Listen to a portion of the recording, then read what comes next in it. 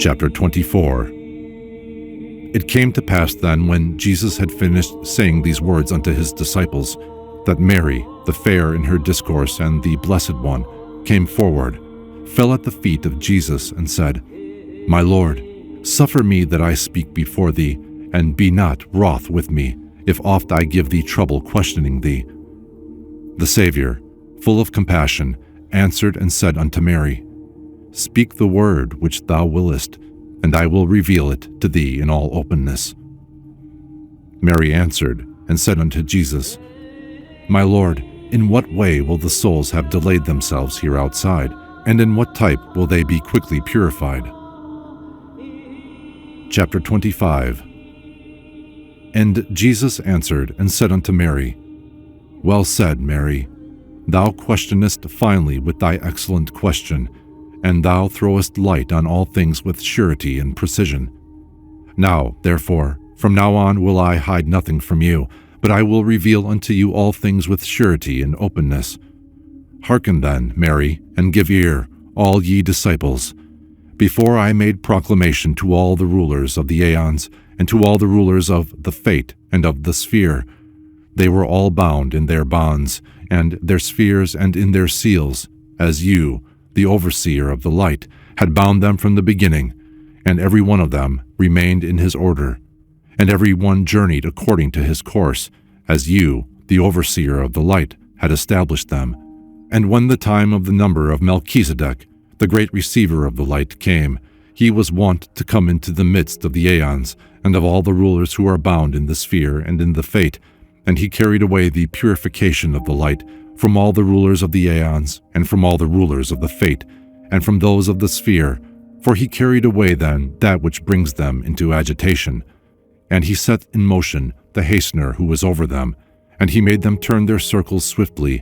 and he, the hastener, carried away their power which was in them, and the breath of their mouth, and the tears, and waters of their eyes, and the sweat of their bodies. And Melchizedek, the receiver of the light, purifieth those powers, and carrieth their light into the treasury of the light. While the servitors of all the rulers gather together all matter from them all,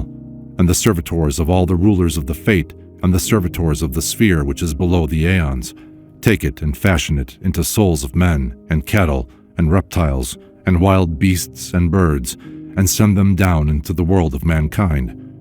And further, the receivers of the sun, and the receivers of the moon, if they look above and see the configurations of the paths of the aeons, and the configurations of the fate, and those of the sphere, then they take from them the light power, and the receivers of the sun get it ready and deposit it, until they hand it over to the receivers of Melchizedek, the light purifier, and their material refuse they bring to the sphere which is below the aeons, and fashion it into souls of men, and fashion it also into souls of reptiles, and of cattle, and of wild beasts, and of birds,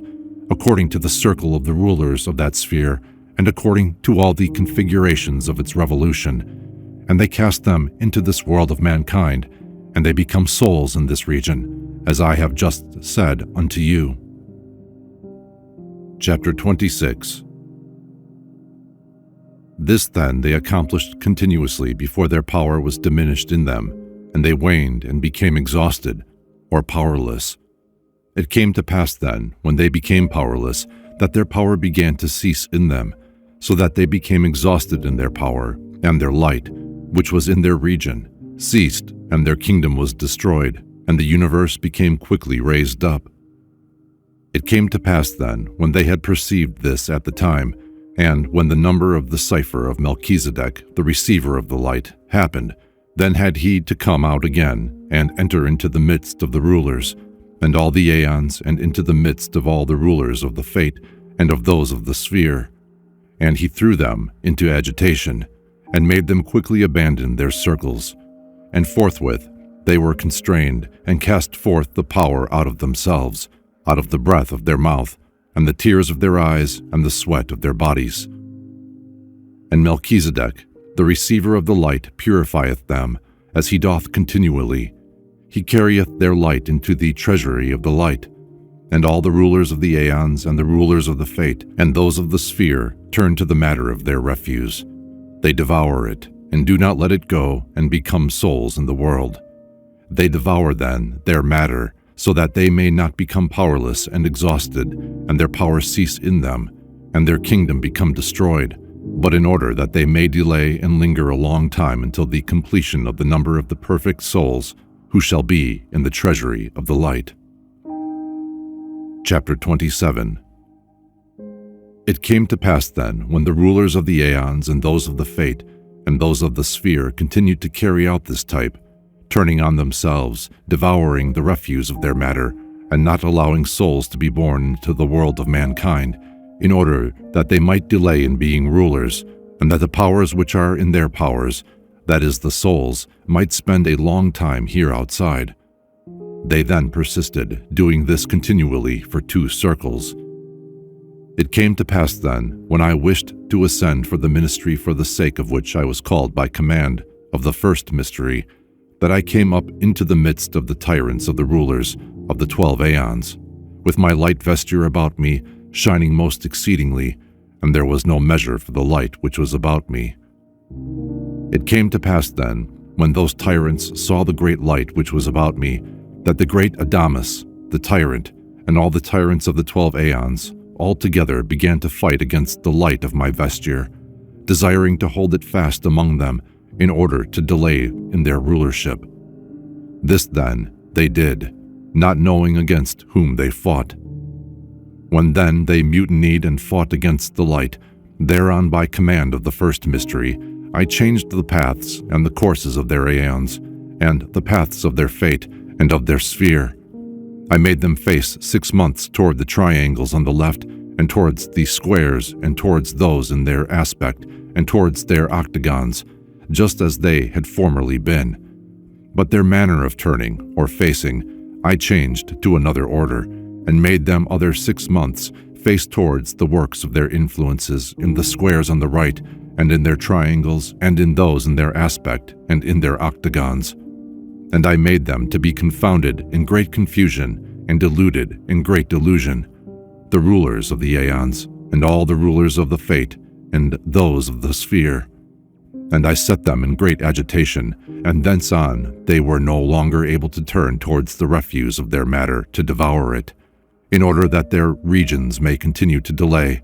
and they themselves may spend a long time as rulers. But when I had taken away a third of their power, I changed their spheres, so that they spend a time facing to the left, and another time facing to the right.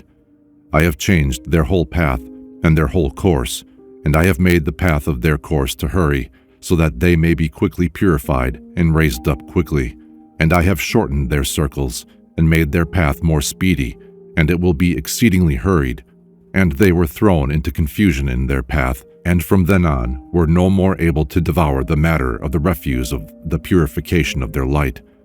And moreover, I have shortened their times and their periods, so that the perfect number of souls who shall receive the mysteries and be in the treasury of the light shall be quickly completed.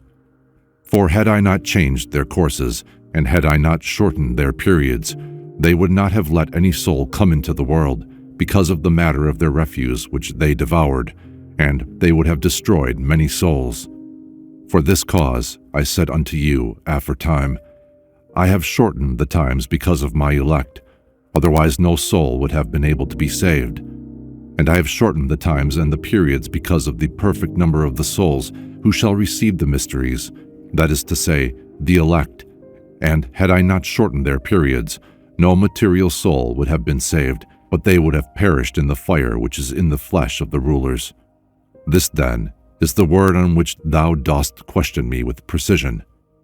It came to pass then, when Jesus had finished speaking these words unto his disciples, that they fell down all together, adored him, and said to him,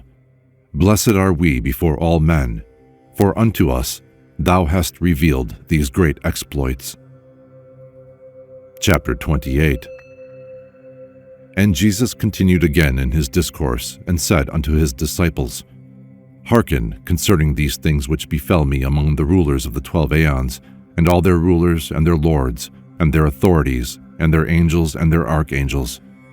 When then they had seen the vesture of light which was about me, they and their unpaired, Then every one of them saw the mystery of his name, that it was on my vesture of light, which was about me. They fell down all together, adored the vesture of light which was about me, and cried out all together, saying, How hath the Lord of the universe passed through us without our knowing it? And they all sang praises together to the interiors of the interiors, and all their triple powers, and their great forefathers, and their great ungenerated, and their self-generated, and their generated, and their gods, and their light sparks, and their light bearers, in a world all their great ones, saw the tyrants of their region, that their power was diminished in them, and they were in weakness, and themselves fell into great and immeasurable fear.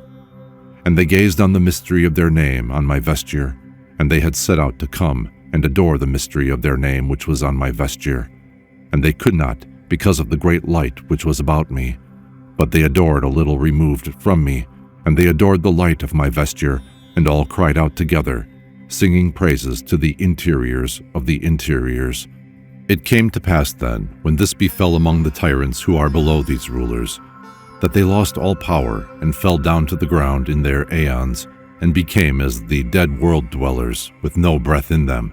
as they became in the hour when I took from them their power. It came to pass then, thereafter, when I left those aeons, that every one of all those who were in the 12 aeons was bound to their order altogether, and they accomplished their works as I have established them, so that they spend 6 months turned to the left, and accomplishing their works in their squares and their triangles, and in those which are in their aspect, and that further they spend another 6 months facing to the right, and towards their triangles, and their squares, and those which are in their aspect. Thus, then, will those who are in the fate and in the sphere travel. Chapter 29. It came to pass then, thereafter, that I ascended to the veils of the 13th aeon. It came to pass then, when I had arrived at their veils, that they drew apart of their own accord and opened themselves for me. I entered into the 13th aeon and found Pistis Sophia below the 13th aeon, all alone, and no one of them with her. And she sat in that region grieving and mourning, because she had not been admitted into the 13th aeon, her higher region. And she was moreover grieving because of the torments which self-willed, who is one of the 3 triple powers, had inflicted on her. But this, when I shall come to speak with you respecting their expansion, I will tell you the mystery, how this befell her. It came to pass then, when Pistis Sophia saw me shining most exceedingly, and with no measure for the light which was about me, that she was in great agitation, and gazed at the light of my vesture. She saw the mystery of her name on my vesture, and the whole glory of its mystery. For formerly she was in the region of the height, and in the 13th aeon, but she was wont to sing praises to the higher light, which she had seen in the veil of the treasury of the light.